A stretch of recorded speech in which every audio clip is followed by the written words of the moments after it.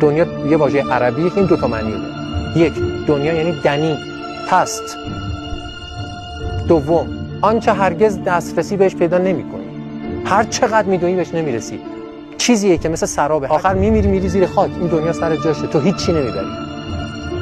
هیچ کسی چی نمیبره. دنیاست، اینجوریه دنیا.